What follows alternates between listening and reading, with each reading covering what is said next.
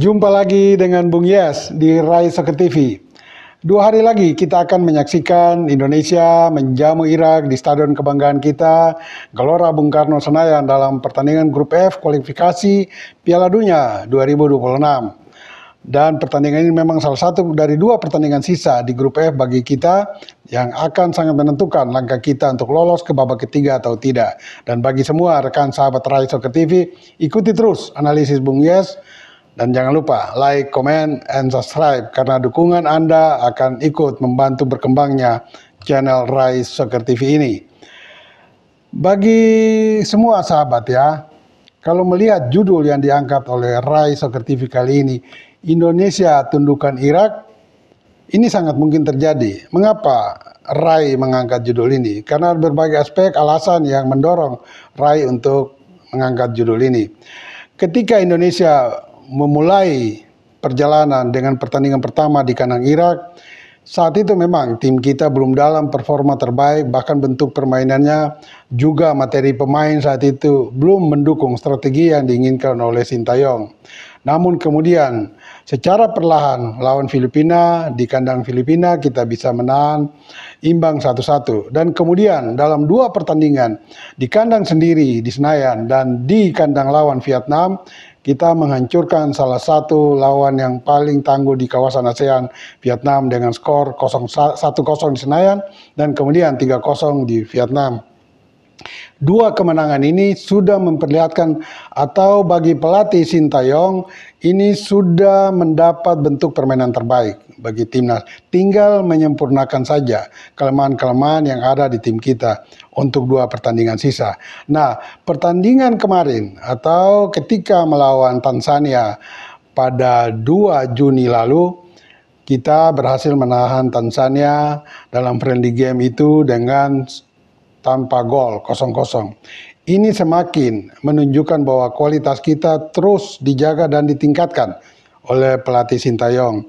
Dalam pertandingan itu sendiri, Sintayong menurunkan sebuah susunan pemain atau susunan tim yang tidak seperti biasanya. Yaitu di sana ada 7 pemain keturunan berbanding 4 pemain lokal. 4 pemain lokal itu Hernando di bawah gawang, kemudian Rizky Ridho di belakang, dan juga ada Kapten Asnawi Mangku Alam, dan kemudian ada gelandang menyerang Marcelino Ferdinand.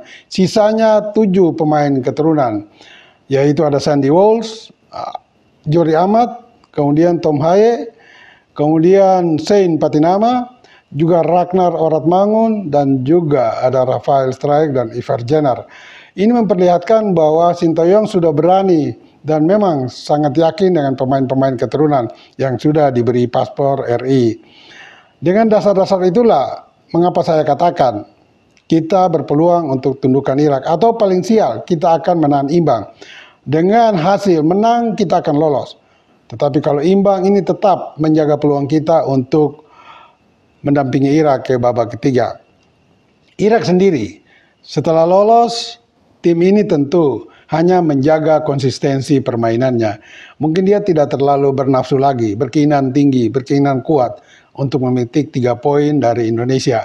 Tetapi dia juga tidak mungkin harus menyerah begitu saja. Jadi ini tergantung pada kita. Kita mau tampil all out atau tidak untuk merebut 3 poin. Ketika Irak memulai perjalanan juga, ketika dia bertanding away melawan Vietnam, dia bisa meraih kemenangan 3 poin dengan gol tunggal, itu pun di injury time menit ke 97.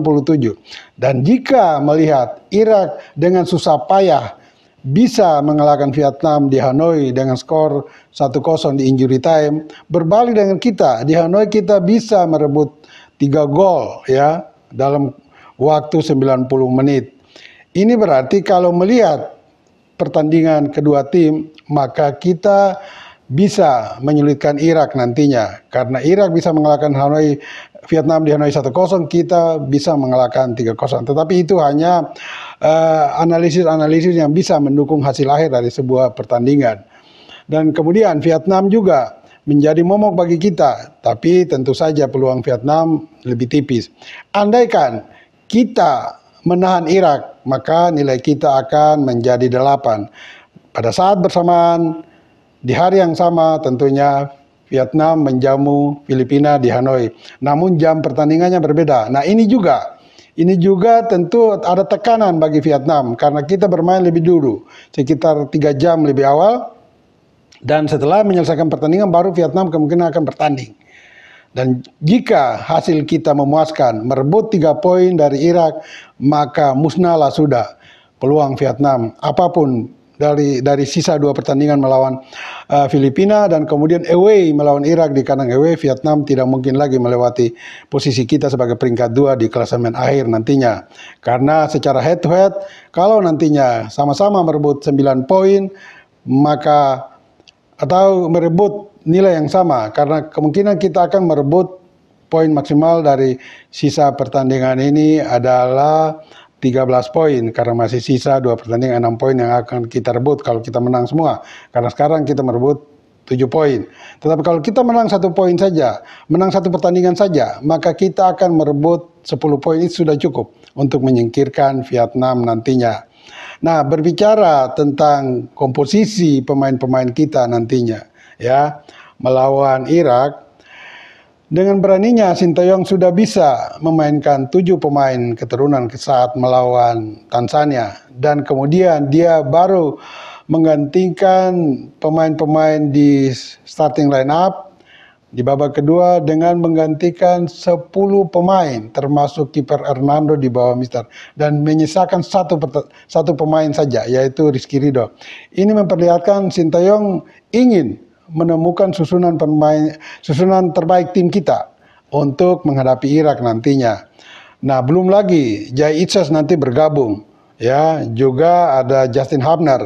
Kalau 2 pemain ini bergabung lagi, bukan tidak mungkin tim kita akan sangat solid. Dan ini tentu akan menyulitkan Irak nantinya, karena apapun jika melihat pemain-pemain keturunan yang sangat berkualitas ini, mereka akan dengan mudah bisa menghadang Irak, bahkan mengalahkan Irak nantinya di Stadion GBK Senayan. Dan itulah alasan-alasan mengapa Rai Soccer TV memberi judul untuk konten kali ini adalah Indonesia Tundukan Irak, dan itu bisa saja terjadi. Atau paling tidak kita cukup merebut 1 poin untuk membuka peluang, karena di tanggal 11 Juni atau 5 hari kemudian kita akan menjamu Filipina, tim terlemah di grup F di tempat yang sama. Dan kalau kita berhasil menahan Filipina di Manila 1-1, sangat mungkin dan sangat berpeluang besar Rizky Ridho dan kawan-kawan nantinya akan memukul Filipina di GBK, dan itu akan menentukan dan memastikan langkah Indonesia ke babak ketiga kualifikasi zona Asia untuk Piala Dunia 2026. Dan tentu saja semua supporter, semua pendukung fanatik tim nasional berharap cemas dan akan hadir di Stadion Kebanggaan kita sekitar 60.000 penonton nantinya untuk mendukung, memberikan dukungan moral, semangat kepada pemain-pemain kita, sehingga mereka, ya, kita berharap meraih kemenangan itu. Dan kemenangan itu akan menjadi sempurna kalau kita rebut, karena dengan sendirinya memastikan langkah kita ke babak ketiga. Walaupun hasil akhir lawan Filipina nanti tanggal 11 tidak akan mempengaruhi apa-apa bagi langkah kita kalau kita mengalahkan Irak nantinya.